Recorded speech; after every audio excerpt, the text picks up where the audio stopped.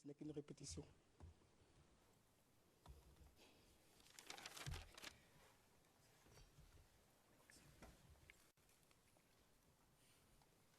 Vous avez dit à la fin de vos dépositions, enfin pratiquement à la fin, que des ébriers fuyaient à Niamey et d'autres, PK-18 plutôt, pour se réfugier dans une église. Oui, c'est exact. L'église était située où? L'église dont il était fait mention, c'était donc dans un premier temps Saint-Matthieu à Nankwa-Kouté. Et puis après, comme je l'ai dit, on a eu des rapports qui indiquaient que beaucoup de populations s'étaient déplacées vers Saint-Ambroise à Hongrie. Qui vous a dit que c'était des ébriers? Alors je ne me rappelle pas exactement d'où nous venaient les premières informations. Je me suis rendue une fois à Saint-Ambroise et là, je ne me rappelle plus exactement qui, mais c'était une personne qui parlait au nom soit de la paroisse, soit des personnes déplacées, qui nous en a fait mention. Vous connaissez l'identité.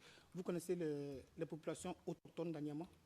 S'ils sont ébriers, Bété ou bien de quelque région que ce soit? Vous connaissez les populations autochtones? Personnellement, non. Vous ne les connaissez pas?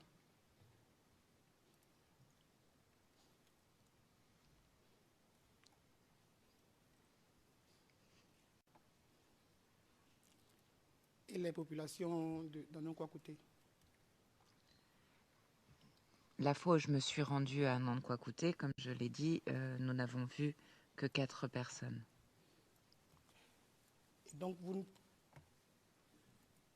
ne savez pas, dans la composition d'Abidjan et de la Côte d'Ivoire, quel groupe ethnique est autochtone d'Anyama, ni d'Anankwa-Kouté?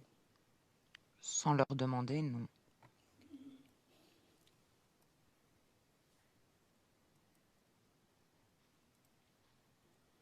Dans votre position, la connaissance sociologique, où et des personnes est-elle fondamentale ou bien est-elle un atout? Est-ce que vous pouvez répéter? J'ai pas bien saisi, s'il vous plaît. Dans votre position, dans votre rôle d'enquêtrice, de personnes qui vont vers des populations locales, est-ce que les connaître est un atout? Oui, je pense. Vous aviez cet atout-là? Non.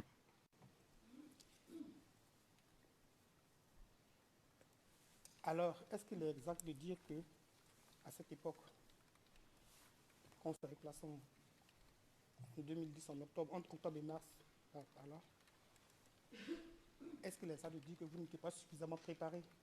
Non pas techniquement, non pas sur la base de vos connaissances techniques ni juridiques, mais du point de vue sociologique, du point de vue de la connaissance des habitations, est-ce qu'il est exact de dire que vous n'étiez pas suffisamment préparé? Oui, c'est exact. Merci.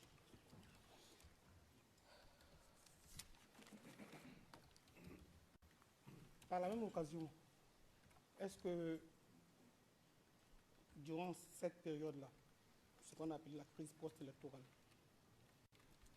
est-ce que vous pouviez vous vanter de dire que vous connaissiez la ville d'Abidjan? À ce moment-là, non. Merci.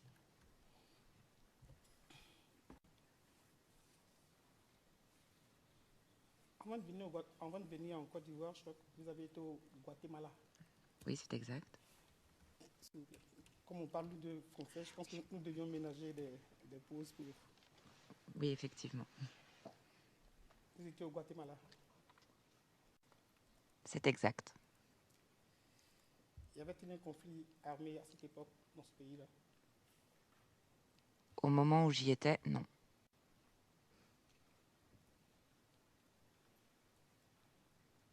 Avant de venir en Côte d'Ivoire, Avez-vous avez-vous déjà été dans une zone conflictuelle où il y a des conflits, où il y a des conflits? Avant la Côte d'Ivoire, non.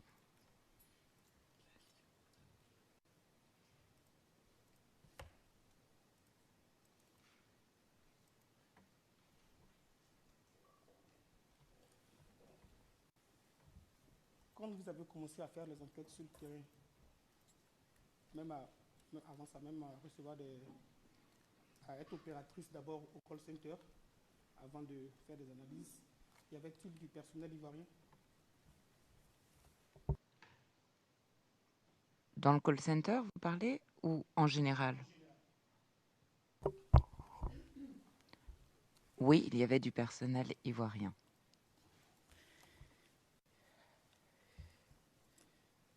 Ils sont, ils sont toujours restés, ils sont toujours restés à l'ONUCI jusqu'à la fin de la crise. Non.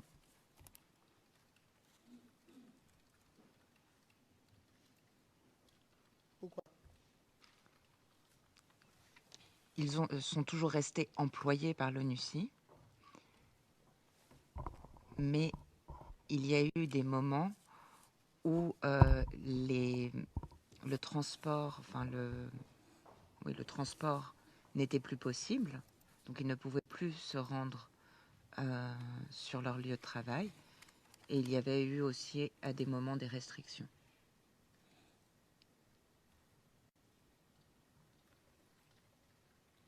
Ce sont les deux raisons, transport, restriction. Quand je parle de restrictions, ce n'est pas uniquement de restrictions sécuritaires, mais il a été décidé à un moment, par exemple au call center, que plus aucun personnel ivoirien n'y travaillerait pendant un certain temps. Après, j'ai pas les dates.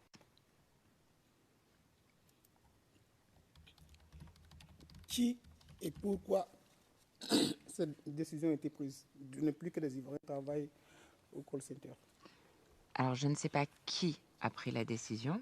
J'imagine que c'était soit le directeur, soit son adjoint, soit le superviseur du call center.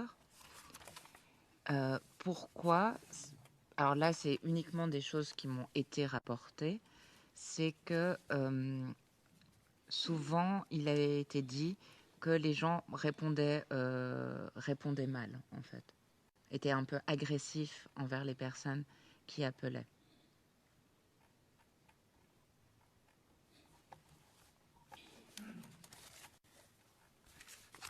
Je vais vous lire votre déposition, son paragraphe 46, pour vous rafraîchir la mémoire. Je lis la déposition en son paragraphe 46. La raison pour laquelle ils ont décidé de ne plus avoir de personnel national, c'est parce qu'il y a eu des rumeurs de fuite dans la presse.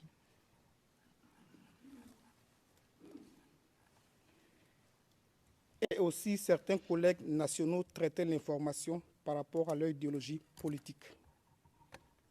Des gens pro-Gbagbo répondaient mal aux appelants pro-Ouattara et les gens pro-Ouattara répondaient mal aux appelants pro-Gbagbo. Vous vous rappelez de cette déclaration? Oui, c'est exact. Et effectivement, c'est ce qui... En tout cas, c'est ce qu'on m'a rapporté.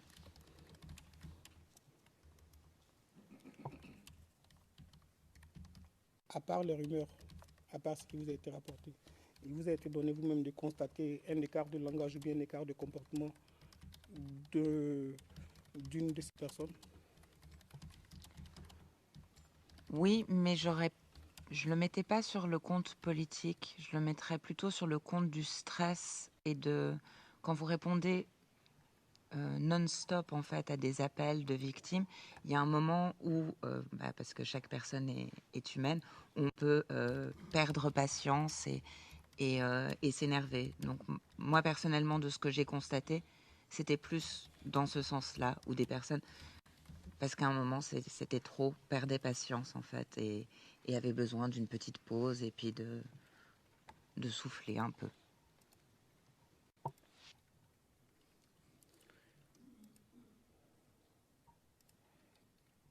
C'est pour parler à ce manque de personnel que des volontaires des Nations Unies ont été recrutés à partir de Banjul, c'est exact? Oui, effectivement.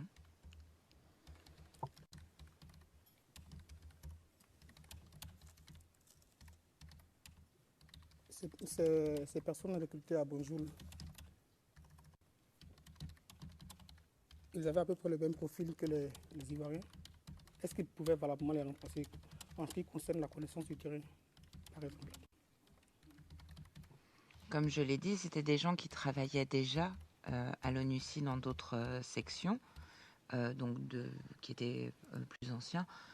Après, est-ce qu'ils avaient une bonne connaissance du terrain? Je peux pas vous le dire.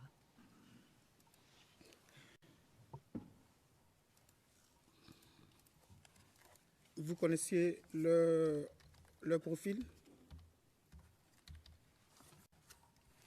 Au moment de leur recrutement, très brièvement, mais pas dans le détail.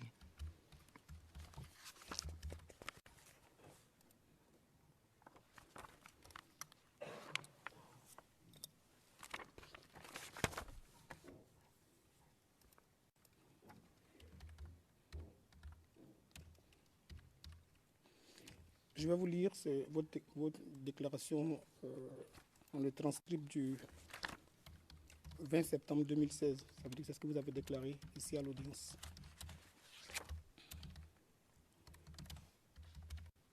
Je prends à partir de la ligne 2. Donc, en général, enfin, pour ce poste spécifique, je ne me rappelle pas exactement quels étaient les critères.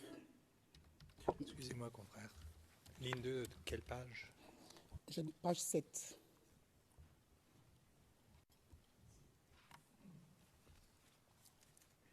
Je réponds. Donc, en général... Président, il y a quelqu'un qui tape sur un clavier juste à côté de Maître Bougnon et c'est extrêmement gênant pour les interprètes. C'est gênant pour tout le monde d'ailleurs. Mais ça empêche les interprètes de travailler correctement, malheureusement.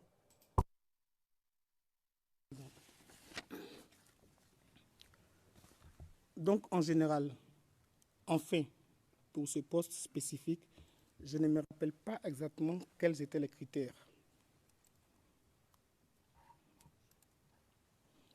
Mais en général, en droit de l'homme, on demande un master, on demande 2 à 5 ans d'expérience pour ce poste. Au sein du call center, je ne me rappelle pas exactement du profil de poste.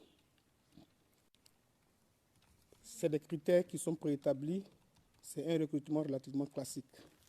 Donc, en gros, vous ne vous rappelez pas des critères. Effectivement, je ne me rappelle pas des critères qui ont été retenus. Cependant,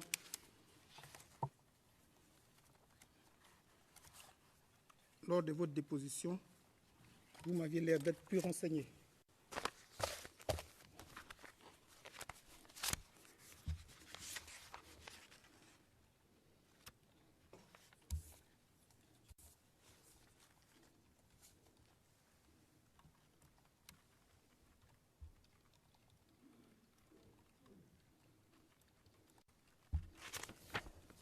Paragraphe 49 de votre déposition.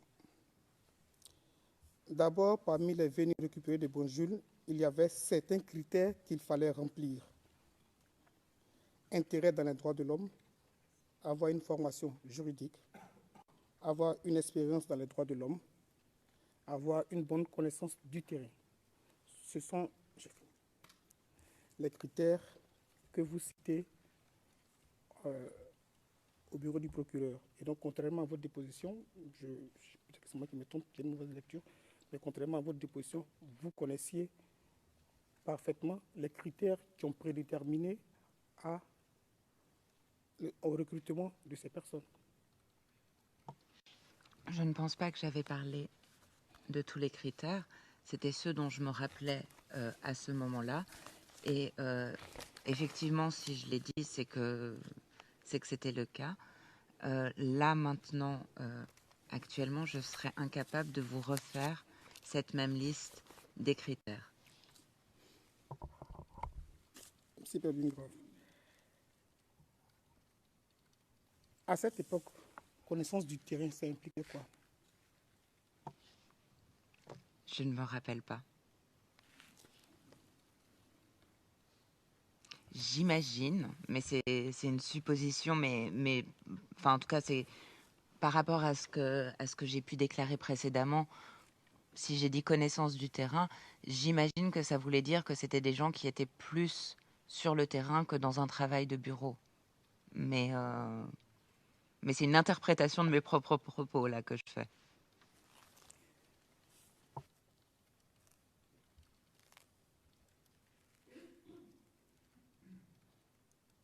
Ces gens récupéraient de bonjours qui étaient censés connaître le terrain suffisamment ou pas suffisamment, qui étaient censés connaître le terrain. Vous ont-ils souvent accompagné dans vos missions?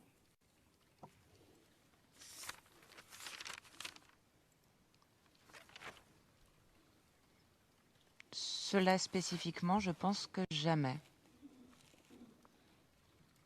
Non, j'essaie de revérifier, mais non, je ne crois pas. En tout cas, dans les missions dans lesquelles j'ai participé.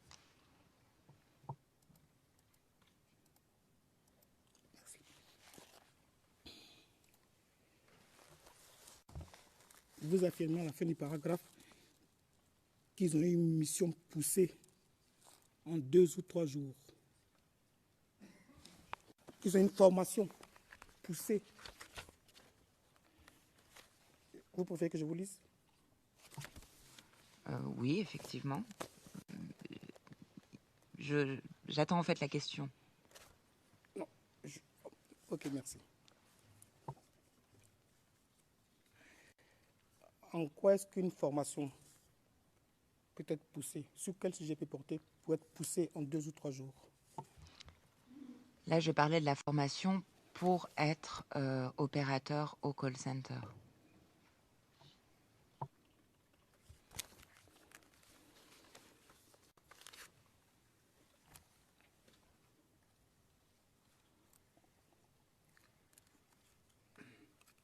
Au sein de la division des droits de l'homme, puisque c'est là que vous étiez, est-ce que vous aviez une méthodologie générale de travail? Dans quel domaine? Dans le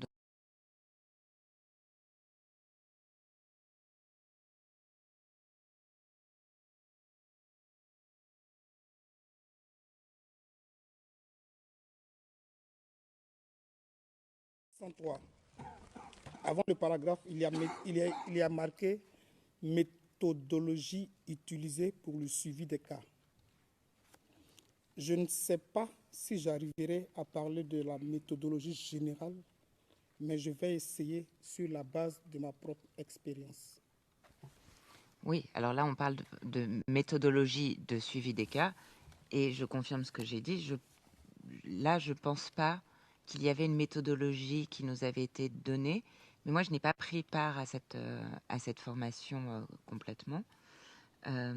Et donc, je ne pense pas qu'il y avait une méthodologie de suivi des cas qui nous a été donnée. En outre, j'aimerais ajouter que le suivi des cas ne se faisait que par des chargés de droits de l'homme et non pas par... enfin, la plupart du temps, en tout cas, pas par les opérateurs du call center. Et après, il n'y avait pas de méthodologie qui nous a été donnée, hormis ce canevas de rapport que nous avons déjà vu.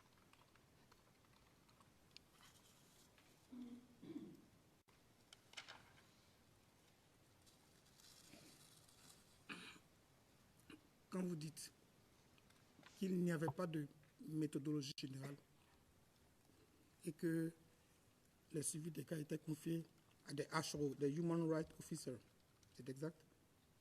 Oui, c'est exact.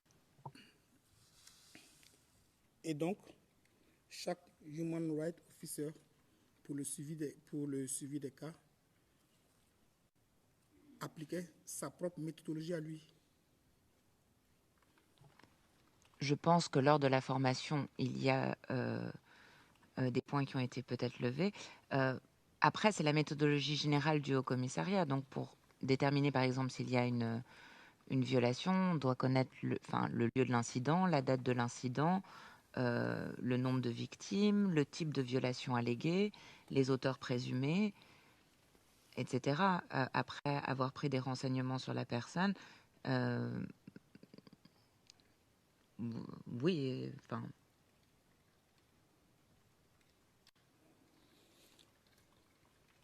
Ce que vous êtes en train de me dire, vous ne le tenez pas vous avez affirmé que au niveau de la DDH, au niveau de la direction des droits de l'homme, il n'y a pas de méthodologie spécifique, ou du moins vous n'avez pas suivi la formation. C'est entre les deux. Il n'y avait pas de méthodologie spécifique qui nous a été donnée dans le cadre du suivi des cas. Merci. Après, on a une méthodologie du Haut-Commissariat pour chaque Human Rights Officer, que chaque Human Rights Officer est censé connaître.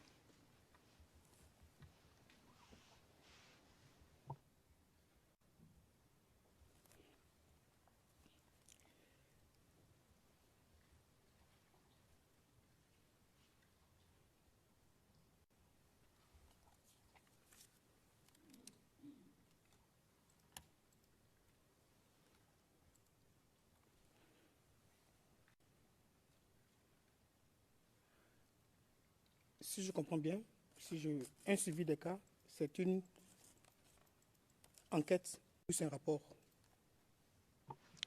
Un suivi des cas n'entraîne pas forcément une enquête. Un suivi de cas, c'est les petits rapports qu'on a vus. On va juste rappeler la personne, vérifier les informations qu'elle nous avait données. Parce qu'en fait, quand on prend un appel au call center, en général, c'est relativement bref. Et après, on va donc dans un bureau plus calme, donc sans avoir les voix de tous les autres opérateurs, essayer de déterminer un peu plus, d'avoir déjà de recueillir un peu plus d'informations et notamment d'essayer de déterminer la crédibilité de la source et d'avoir plus de détails et de voir si d'autres personnes peuvent corroborer ces sources.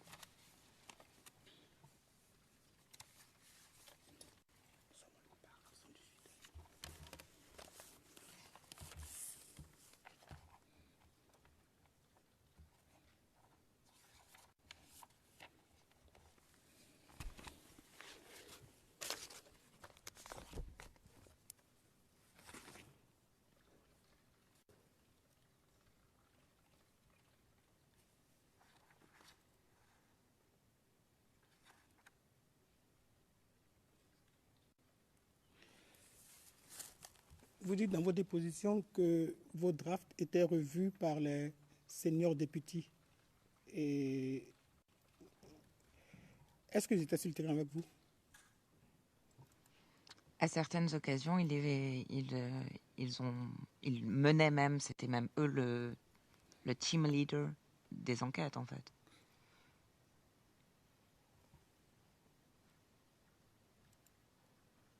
Est-ce qu'il leur arrivait de revoir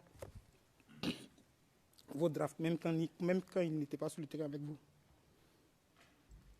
Ils ont toujours revu les rapports. Qu'est-ce que vous entendez par revoir pour quelqu'un qui n'est pas allé avec vous sur le terrain? Je ne peux pas vraiment vous le dire puisque c'est ce que j'ai déjà déclaré précédemment. Je ne faisais qu'un draft, qu'un projet de rapport et après je n'étais pas toujours informée du rapport final. Donc après, des fois, j'avais un retour sur ce que moi-même j'avais écrit en disant il manque telle information ou il manque telle information, mais pas toujours. Ou telle formulation n'est pas claire, ce genre de choses.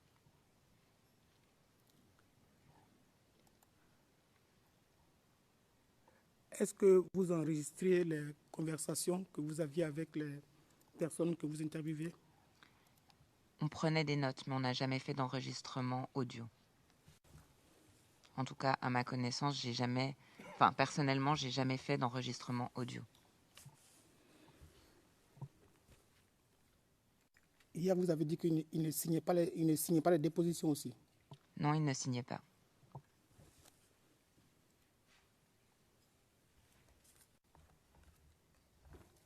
La conversation n'est donc ni enregistrée, ni signée.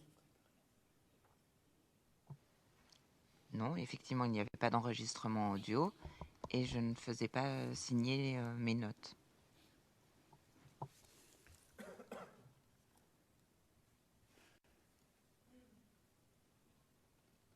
Et donc, aujourd'hui, si vous me dites, par exemple, que en 2010, Maître Bougnon a dit ça, la seule preuve, ou du moins la seule source, ce sont vos notes. Oui, et celle de mon collègue qui était à côté de moi aussi. Vos 2 notes. Oui.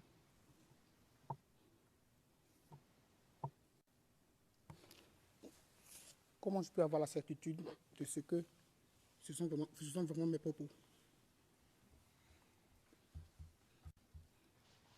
Nous ne sommes pas un organe judiciaire, nous n'avons pas besoin d'avoir un degré aussi fort que devant un organe judiciaire vous devez peut-être avoir. Nous devons recueillir des éléments. Donc, il n'est pas dans la pratique de toute façon de faire un enregistrement audio. C'est même dans la méthodologie relativement déconseillé. Vous n'êtes pas un organe judiciaire. Je le retiens.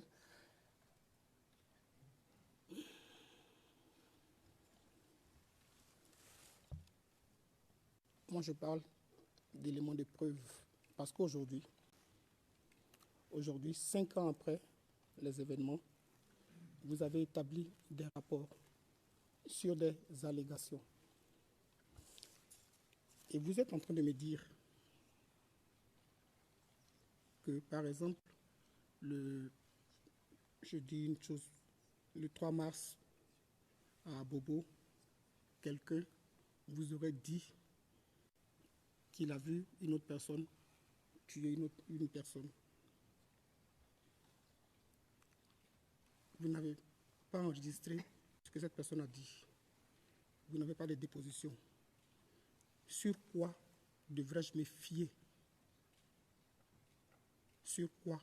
Moi, je me base pour accréditer ce que vous dites dans votre rapport.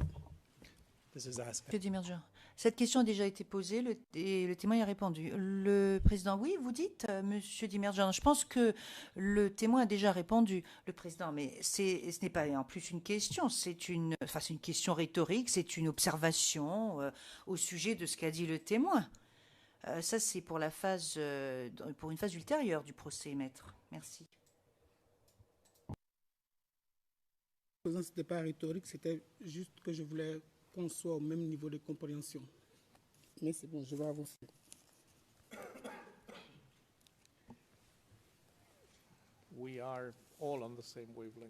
Le président, mais nous sommes tous sur la même longueur d'onde, maître. Ne vous préoccupez pas.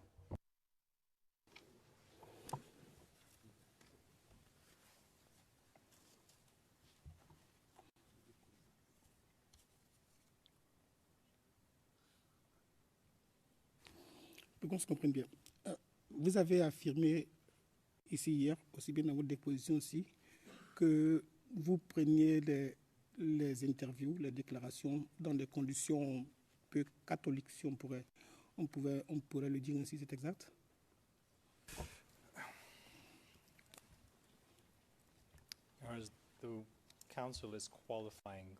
Monsieur Dimerjan, là je pense que le Conseil est en train d'apporter une qualification aux éléments de preuve ou à la déposition du témoin en disant que les conditions n'étaient pas très catholiques.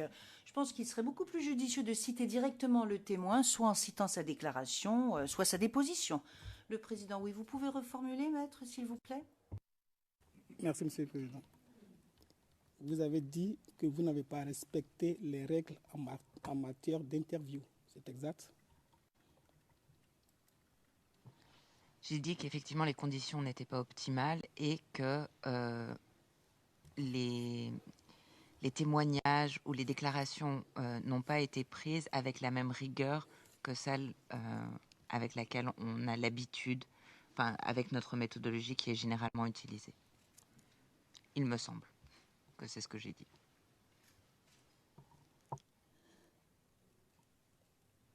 Vous ajoutez au paragraphe 124, souvent, c'est nous qui tirions les conclusions. Là, je pense que vous coupez aussi tout un passage, puisque là, je trouve que vous déformez un petit peu mes propos, si je puis me permettre.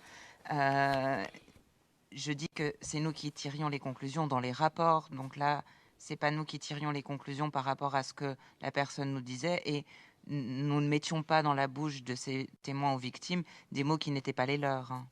Donc, suite à l'analyse des différents témoignages, des différents éléments que nous avions recueillis sur le terrain, nous dressions des rapports. Et ensuite, nous rédigions la conclusion de ces rapports et éventuellement une qualification des faits. Mais ce n'est pas tout à fait ce que vous avez dit. Je vais vous relire, c'est plus simple.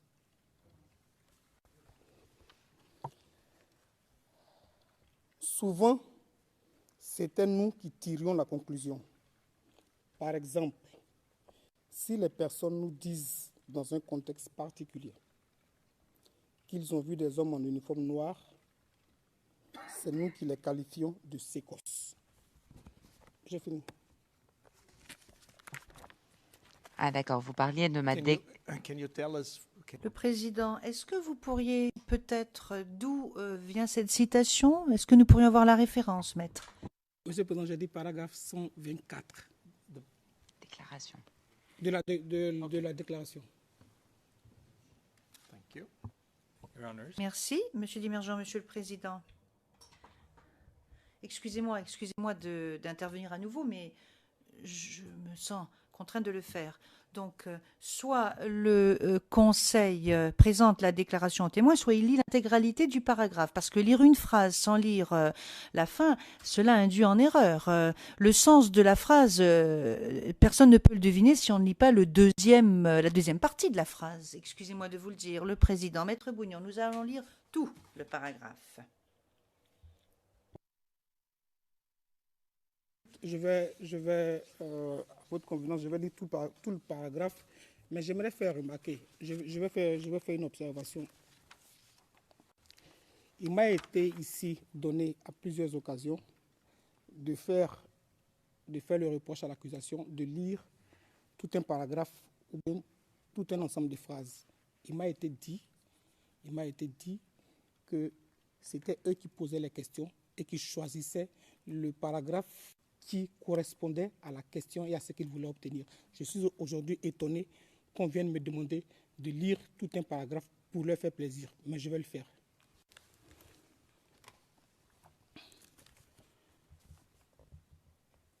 On corroborait paragraphe 124. Yes, this is... Dimergent, oui. Il ne s'agit pas de la phrase. Le président... Non, mais nous ne parlons plus de ça. Bon, c'est terminé. Sinon, j'aurais réagi. Mais bon, poursuivons. Et intéressons-nous au procès.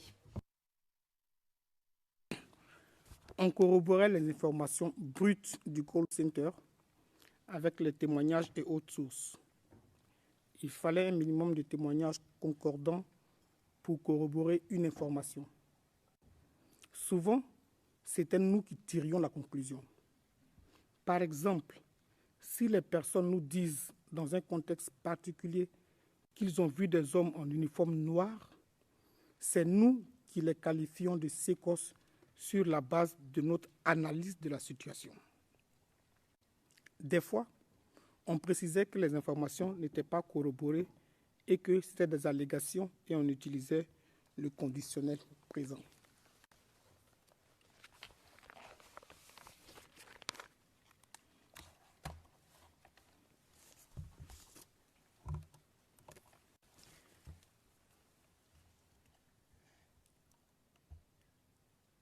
Était-ce votre rôle de tirer des conclusions à la place des témoins? Cela fait partie du travail d'analyse, effectivement.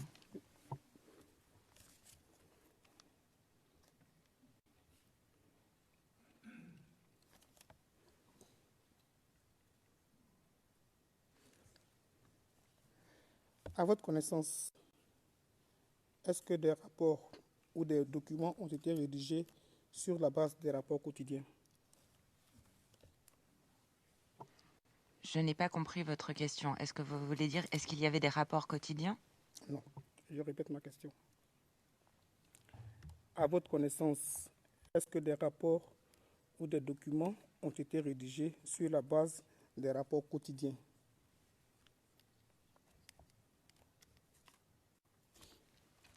J'imagine qu'il y avait des documents qui ont été rédigés sur la base de rapports quotidiens. De rapports quotidiens du call center ou de Daily Situation Report? Les deux. Oui.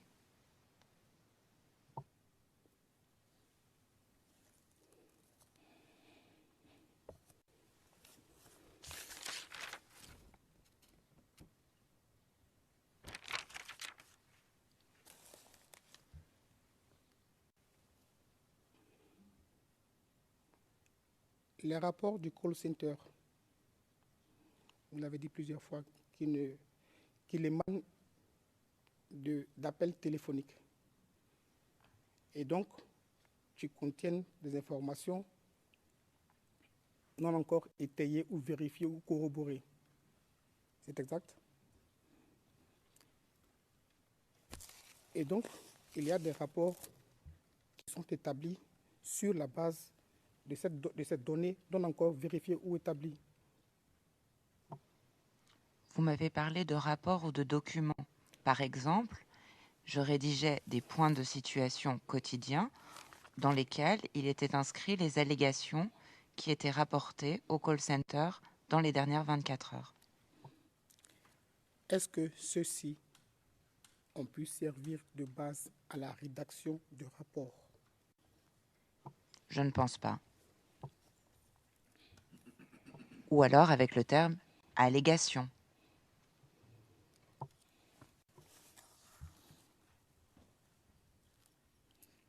Il y a eu des rapports de l'ONU avec le terme allégation. Est-ce que vous voulez dire?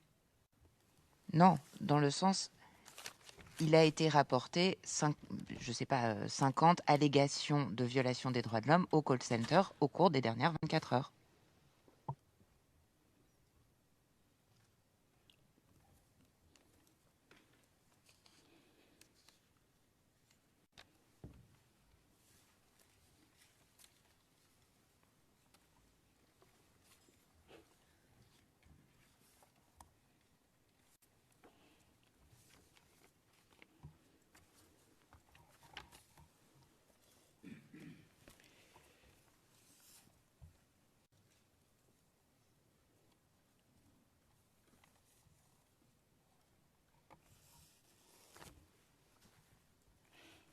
Vous dites qu'à partir de février, vous avez été au call center et vous avez rédigé ce qu'on appelle, ce sont les rapports quotidiens. Les rapports quotidiens du call center.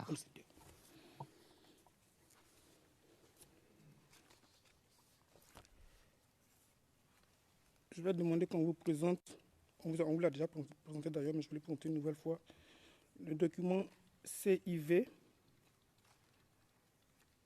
OTP 0044 1654. Numéro 18 sur notre liste.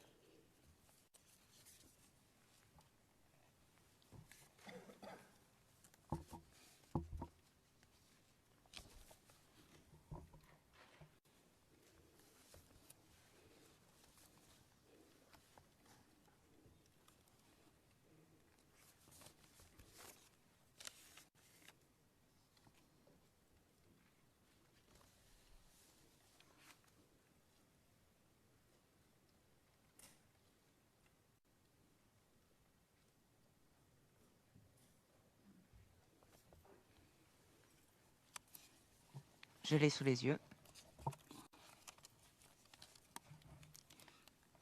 C'est ce genre de rapport-là que vous avez rédigé souvent?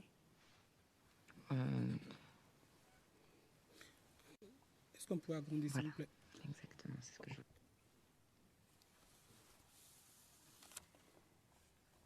Oui, c'est ce type de rapport. Après, le format a des fois un peu changé et évolué, mais entre autres.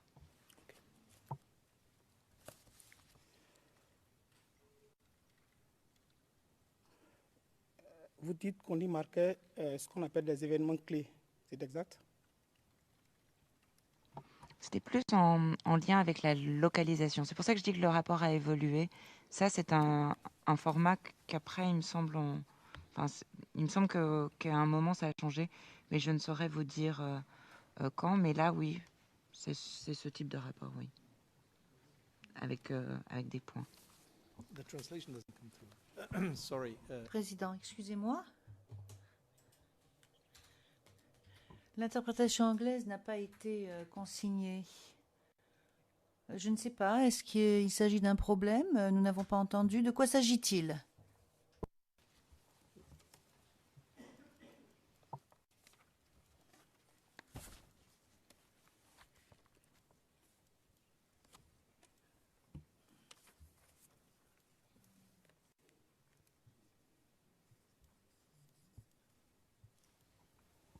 Thank you. Sorry for Président, merci, excusez-moi de cette interruption. Problème technique.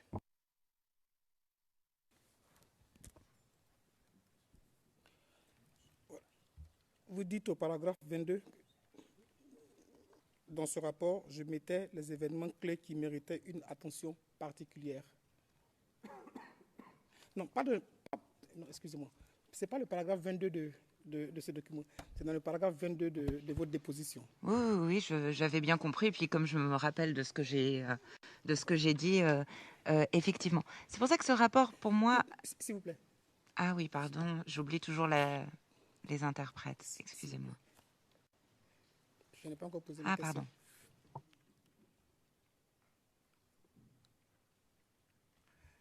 Voilà. À cette époque, on va venir au rapport, ne vous inquiétez pas. On va y arriver.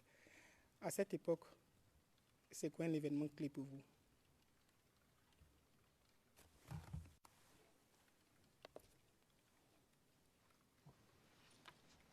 Les événements clés étaient des allégations de violation des droits de l'homme, parce qu'il y avait aussi beaucoup d'appels qui n'étaient pas directement en lien avec des violations des droits de l'homme, en fait.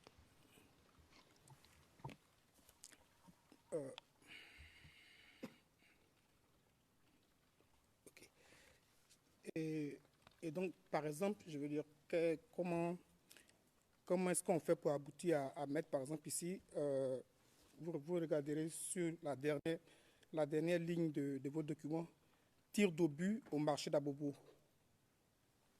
Est-ce qu'on peut descendre?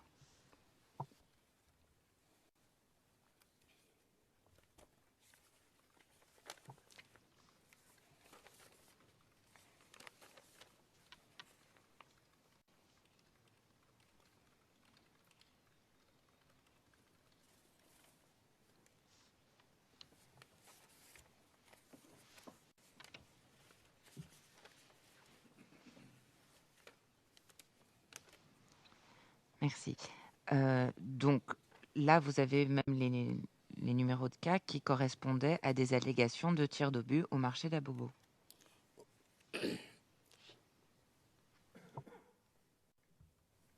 Et donc, on met tir d'obus au marché d'Abobo selon les appels que le call center aurait enregistrés. Oui, j'imagine. Je vois pas je ne connais pas la suite du document, mais normalement, c'est ça que cela signifie. Donc, les informations qui parvenaient au call center faisaient état de tirs d'obus au marché d'Abobo. Donc, il y a un onglet tir d'obus au marché d'Abobo avec les références des différents cas, des différents numéros dans le tableau Excel qui, normalement, devrait suivre.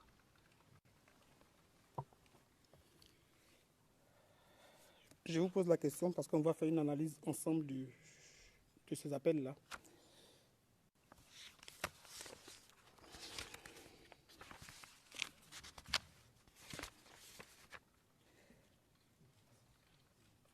Les appels commencent à la page 1662. Si on peut afficher la page 1662 du rapport, s'il vous plaît. Est-ce qu'il serait possible d'avoir cette première page, donc d'avoir ces numéros et la page 1662 côte à côte?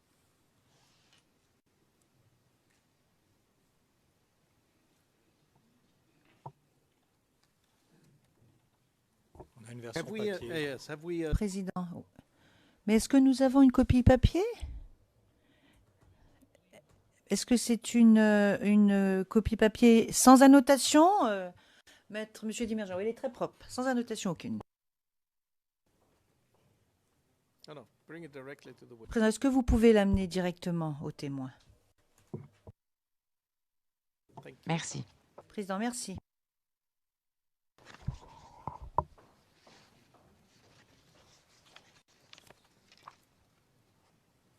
Page 9, si vous voulez. Page 9. Voilà.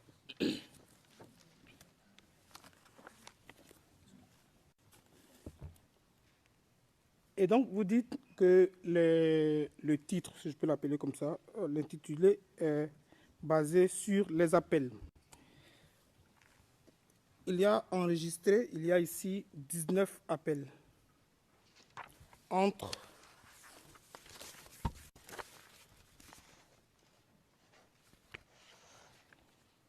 12h37, le premier appel.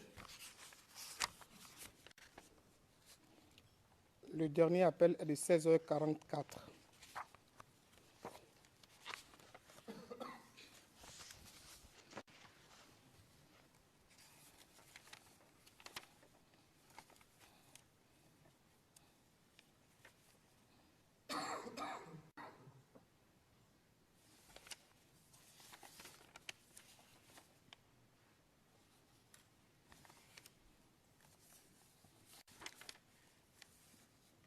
Mais, madame, contrairement à ce que vous affirmez, il y a seulement 2 appels qui ont indiqué,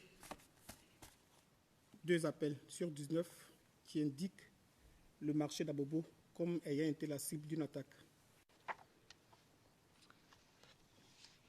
Alors, comme je vous l'avais dit précédemment, ici, nous n'avons que le résumé, en fait, du cas dans cette colonne. Après, dans la base de données, j'ai un accès plus complet et plus rempli. Ensuite, ces intitulés, c'est un moyen de regrouper les cas. Donc, tir d'obus au marché d'Abobo regroupait effectivement, quand on nous dit des tirs d'obus près de la gendarmerie, selon mes souvenirs, est à côté du marché d'Abobo. Mais oui.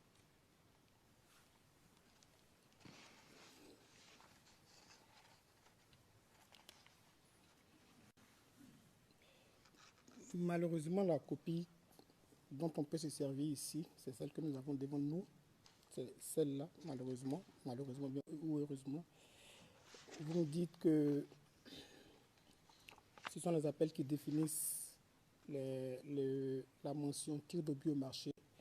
Il y a 14 coups de fil, d'après ce que j'ai recensé, 14 appels qui n'indiquent pas de lieu, qui disent où on déclare Abobo sans autre forme de précision. Il y a 2 coups de fil qui déclarent marché d'Abobo. Il y a d'autres endroits, quartier Marley, par exemple, quartier derrière Rail, d'autre part. Mais vous mentionnez dans votre rapport marché d'Abobo. S'il vous plaît, je note que contrairement à ce que vous dites, et donc ce n'est pas, c'est pour ça que je vous ai demandé quel est le fondement de ce titre. Vous m'avez dit les appels. Apparemment, ce ne sont pas les appels. Si, c'est pour regrouper. C'est un moyen, une dénomination plus large pour regrouper des appels sur un seul et même incident. Et en regardant les appels, je vois aussi qu'il est question de mairie d'Abobo, de gendarmerie d'Abobo. Et il me semble, si je ne me trompe pas, que la mairie d'Abobo se trouve pile en face du marché, sur le même rond-point, ainsi que la gendarmerie.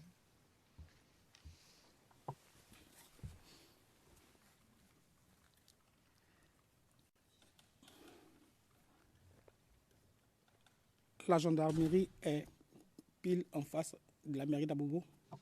Non, selon mes souvenirs, il y a la mairie, en face il y a le marché, et la gendarmerie est... Bon, si nous prenions le rond-point comme nord, sud, est, ouest, selon mes souvenirs, Le marché est à l'ouest, la mairie est à l'est.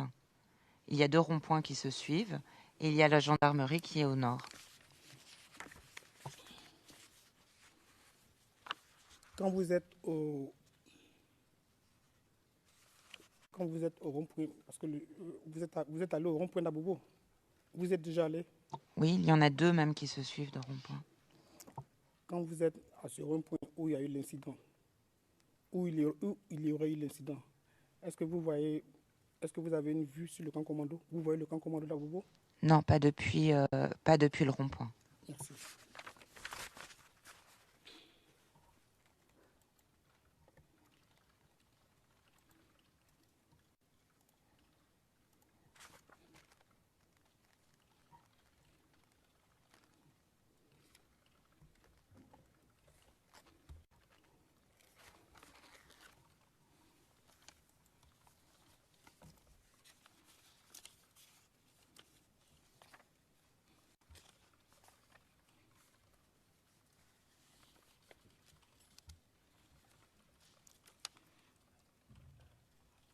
Le quartier Adjamé, il est situé où par rapport à Abobo?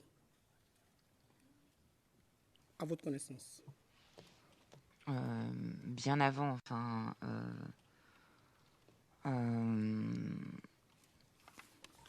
Après, sur une carte, c'est compliqué. J'arrive pas à dire par rapport à une carte. Moi, mais bien avant, bien en dessous. Je sais pas comment l'expliquer. Sur une carte, c'est plus compliqué. Ou il faudrait me montrer une carte et éventuellement, je pourrais vous le situer. Mais là, j'ai du mal à vous expliquer comme ça dans l'absolu. Est-ce que si un témoin est à Adjamé,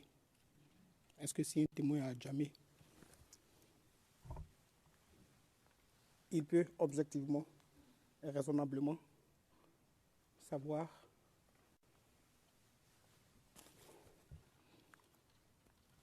qu'on tire des obus depuis le camp commando? Il peut, si un témoin est à Adjamé, je pense qu'il peut entendre le bruit, en tout cas. Et il peut avoir des informations, puisque c'est un témoin. Ça peut être un témoin secondaire, une source secondaire, et donc pas un témoin oculaire. Je parle du témoin qui dit être à Adjamé, mais qui distingue un tir qui serait venu du camp commando d'Abobo. Est-ce possible? C'est juste ça que je vous demande. En tout cas, sur une information basique du call center, on la prendrait comme ça. Après, avec analyse, c'est vrai que ça me semblerait un peu étrange que quelqu'un à Adjamé puisse voir quelqu'un tirer depuis le camp de commando sur, par exemple, le marché d'Abobo. Merci, madame.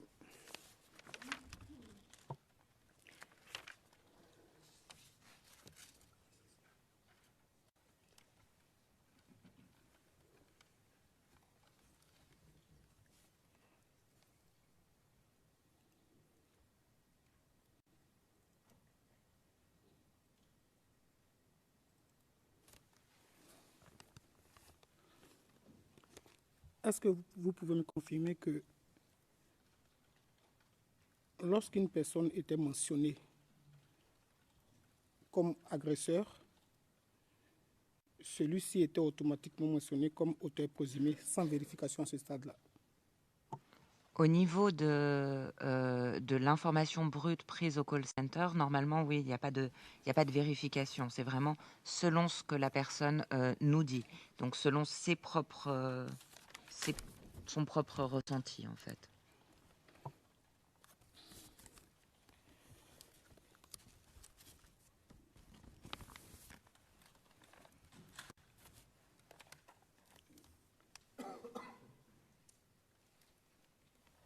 Vous vous êtes rendu au marché,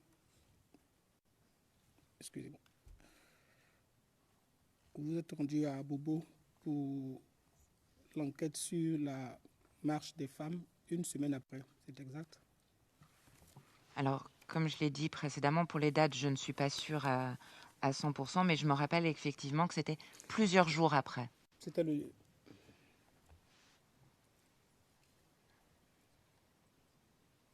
le 10 mars, comme c'est mentionné, je le dis sous la vérification, le 10 mars, comme c'est mentionné dans votre déposition. Vous avez dit ici qu'avant de partir, vous avez prévenu vos contacts. Oui, pour les besoins d'enregistrement, c'est oui que vous avez répondu? Oui, c'est exact.